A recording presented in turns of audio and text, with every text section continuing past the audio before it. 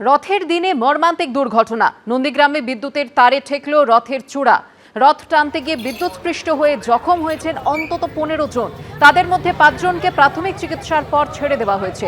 বাকি 10 জন ভর্তি রয়েছেন নন্দীগ্রাম সুপার স্পেশালিটি হাসপাতালে। গতকাল ছিল রথযাত্রা। রথের দিনে মর্মান্তিক দুর্ঘটনা ঘটল নন্দীগ্রামে। বিদ্যুতের তারে ঠেকল রথের চূড়া। রথ টানতে গিয়ে বিদ্যুৎস্পৃষ্ট হয়ে জখম হয়েছেন অন্তত 15 জন।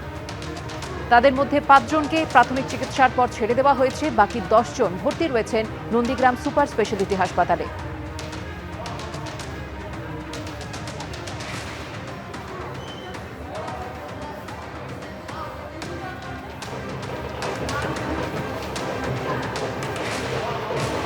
রথের চূড়া বিদ্যুতের তারে ঠেকতেই ঘটল মর্মান্তিক দুর্ঘটনা। অন্তত 15 জন জখম হয়েছেন এই ঘটনায়, যাদের মধ্যে 10 জনের চিকিৎসা এখনো চলছে নন্দীগ্রাম সুপার স্পেশালিটি হাসপাতালে।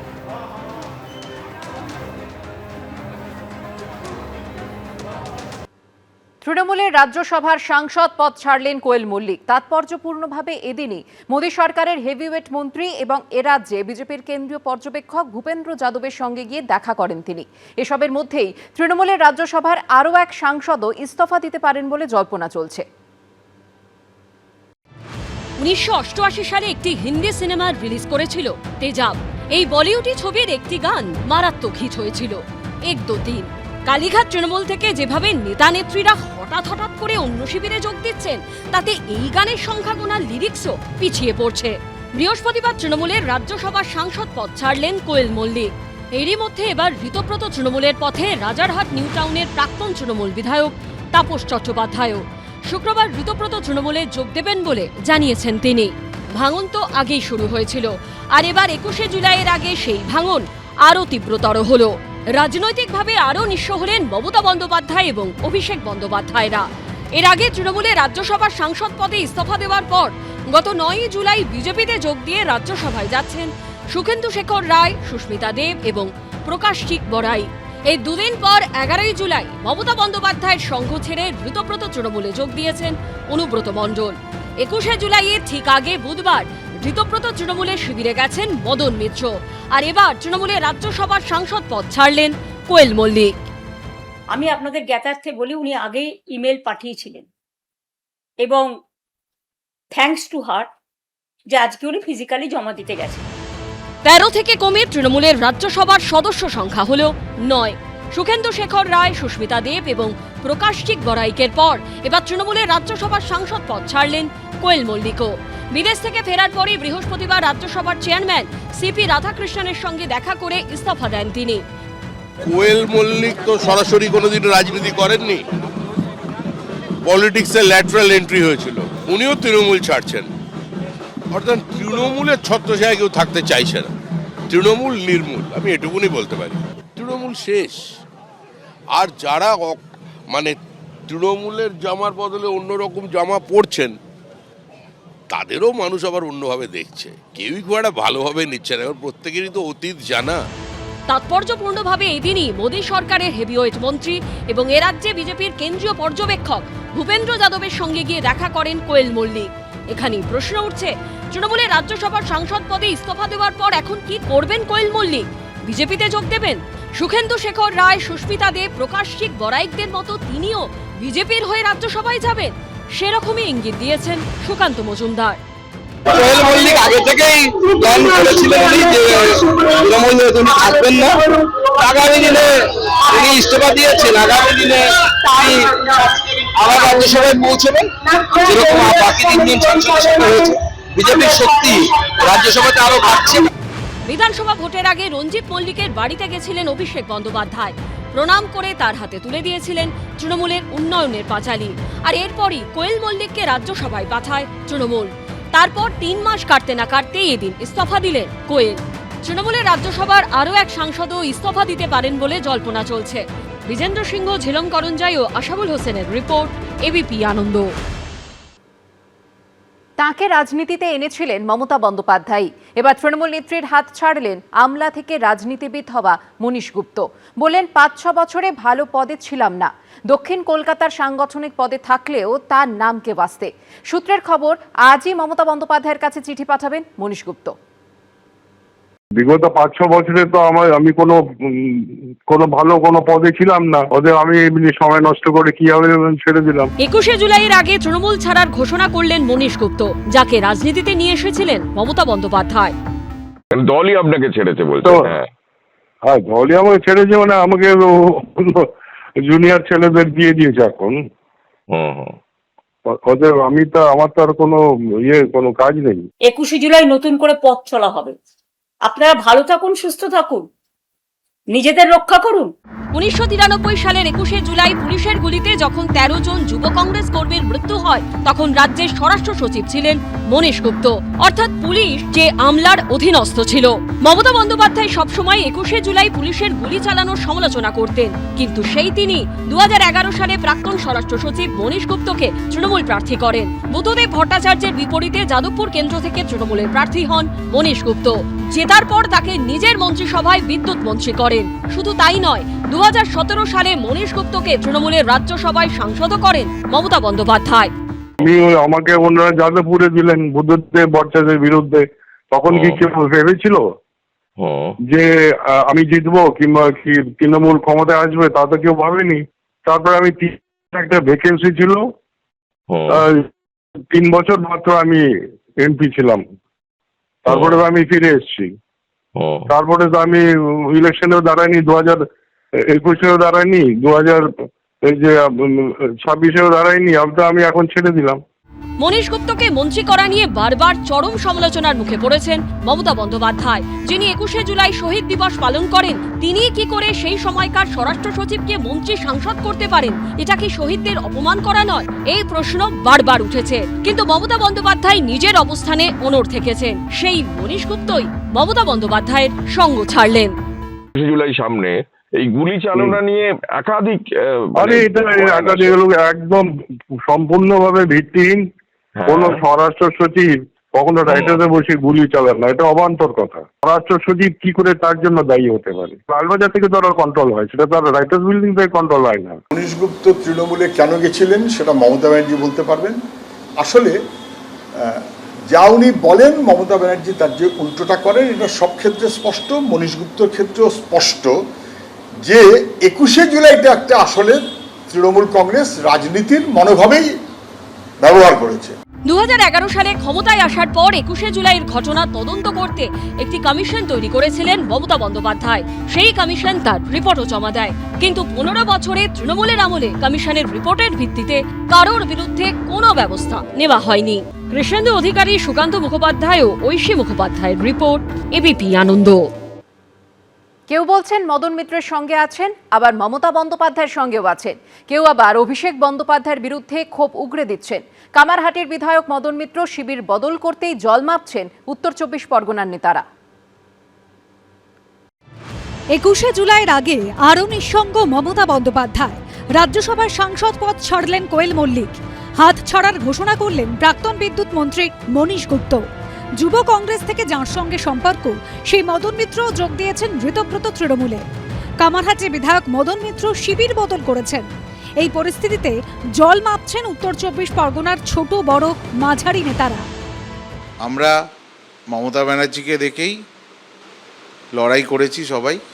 এখন এর এই পরিস্থিতিতে দাঁড়িয়ে উনি কেন ঋতব্রত তৃণমূল বা ইয়েতে গেছেন, এটা সম্পূর্ণভাবে ওনার ব্যক্তিগত ব্যাপার। এই ব্যাপারে সম্পূর্ণ বলা আমার পক্ষে সম্ভব না। পরিস্থিতি অনুযায়ী সিদ্ধান্ত নিতে হবে, এক্ষুনি বলা মুশকিল। মমতাপন্থী তো আমরা এখনো আছি। মঙ্গলবার পুরনিয়োগ দুর্নীতি মামলায় মদন মিত্রের স্ত্রী এবং 2 ছেলেকে নোটিশ দেয় ইডি। পরের দিনই ঋতব্রত বন্দ্যোপাধ্যায়কে পাশে বসিয়ে শিবির বদলের ঘোষণা করেন কামারহাটির বিধায়ক। এই পুরনিয়োগ দুর্নীতি মামলাতেই একাধিকবার ইডির মুখোমুখি হতে হয়েছে কামারহাটি পুরসভার প্রাক্তন চেয়ারম্যান গোপাল সাহাকে। মদনদা পরে আমি মমতাদির সঙ্গে 1993 সাল থেকে কাজ করছি। মদনদা এসছেন 2011-তে। এখন আমরা সব বড় হয়েছি, ছোট নেই। যার মনে যা চায় সে করবে। সেক্ষেত্রে আমি যদি কখনো কিছু করি অনেক 5 বার ভাববো যে কে আমাকে বড় করলো। ভোটে ভরাডুবির পর তৃণমূলের একের পর এক নেতা, প্রাক্তন মন্ত্রী, বিধায়ক নিশানা করেছেন অভিষেক বন্দ্যোপাধ্যায়কে। তাকে নিয়ে ক্ষোভ উত্তর 24 পরগনা স্থানীয় নেতাদের মধ্যেও। আমরা মমতা বন্দ্যোপাধ্যায়ের সঙ্গে যেমন আছি তেমন মদন মিত্রর সঙ্গেও আছি। দুঃখের সঙ্গে জানাচ্ছি অভিষেক ব্যানার্জি আসার পর দলের এই নিয়ন্ত্রণটা একটা কর্পোরেট হাতে চলে যাওয়ায়, আর অভিষেক বন্দ্যোপাধ্যায় কিন্তু তৃণমূল কংগ্রেসের জন্মলগ্ন থেকে থাকেনি। দলে অভিষেক বন্দ্যোপাধ্যায় যে স্টাইলে দল পরিচালনা করছিল সেটা কিন্তু সাধারণ মানুষ ঠিক চোখে দেখেনি। তৃণমূলের মধ্যেই শিবির যুদ্ধ নিয়ে কটাক্ষ ছুড়ে দিয়েছে বিজেপি। পোশাকের রং বদলানোর জন্য এই নির্বাচনে মানুষ ভোট দেয়নি, মানুষ ভোট দিয়েছেন পোশাকের ভিতরের মানুষটাকে পরিবর্তন করার জন্য। একটা গুজব বলতে পারেন বা একটা চর্চা বলতে পারেন রাজনৈতিক মহলে চলছে, গ্রেপ্তার হওয়ার থেকে বাঁচার জন্য কেউ কেউ কোনো শিবিরে যোগ দিচ্ছেন।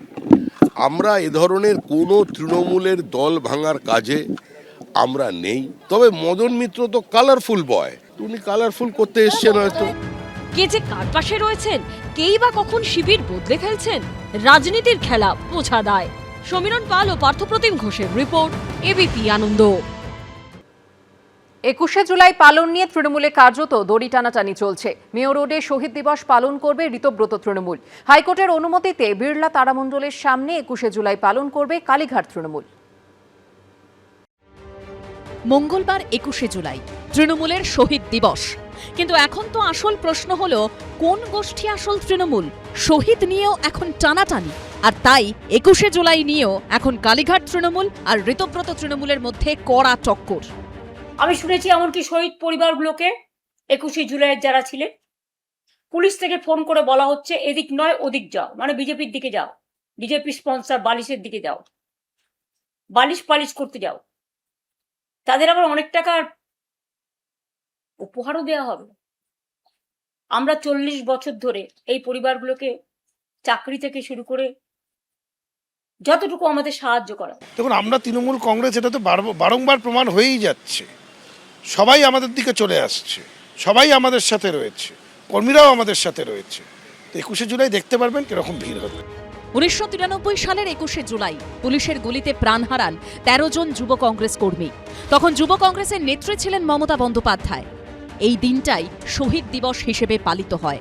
তৃণমূল আমলে 21শে জুলাই শহীদ দিবসের অনুষ্ঠানে জাঁকজমকের সাক্ষী থেকেছে রাজ্য। বিশাল মঞ্চ থেকে তারকার ঢল। কি ছিল না সেই শহীদ স্মরণে? ক্ষমতার কেন্দ্রবিন্দু বদলের পর এবার সেই 21শে জুলাই কার্যত তৃণমূলেরই দুই গোষ্ঠীর মধ্যে আড়াআড়িভাবে বিভক্ত হয়ে গেছে। একই দিনে মেয়র রোডে শহীদ স্মরণ করবে ঋতব্রত তৃণমূল। অন্যদিকে কলকাতা হাইকোর্টের অনুমতিতে বিড়লা তারামণ্ডলের সামনে শহীদ দিবস পালন করবে কালীঘাট তৃণমূল।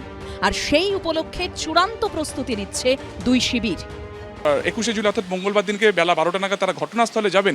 এই গোটা যে রণকৌশল তারা কিন্তু ঠিক করছেন আজকে এই মিটিংয়ে। 21শে জুলাই যাতে অতিরিক্ত মাত্রা পায়, জেলা থেকে প্রচুর সাড়া আসছে। তারা কেউ ট্রেনে আসতে চাইছেন, কেউ বাসে আসতে চাইছেন।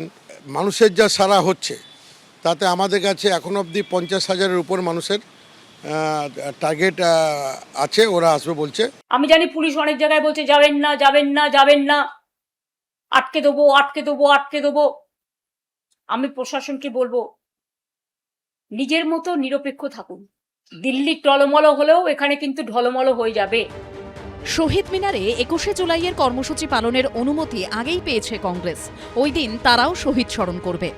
আশাবুল হোসেন, সুকান্ত মুখোপাধ্যায় ও ঝিলম করঞ্জাইয়ের রিপোর্ট, এবিপি আনন্দ।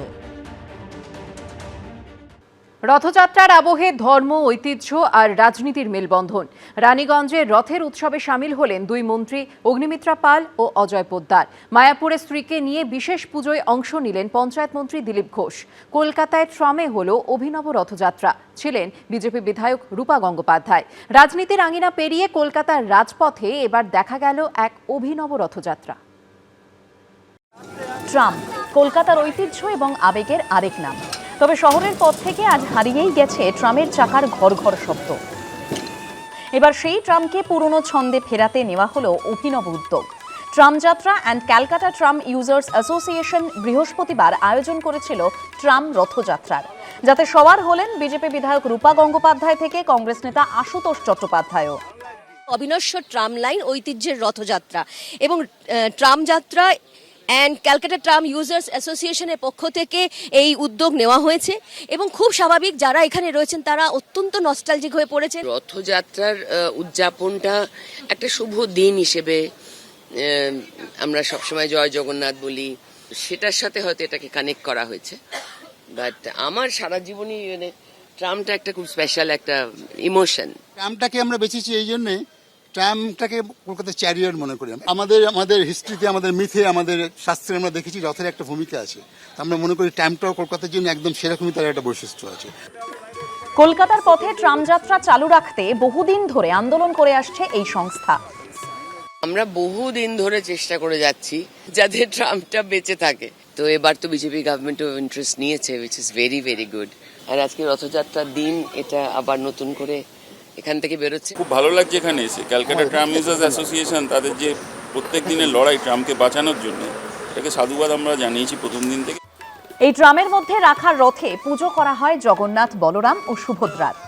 রুমা পাল, এবিপি আনন্দ, কলকাতা।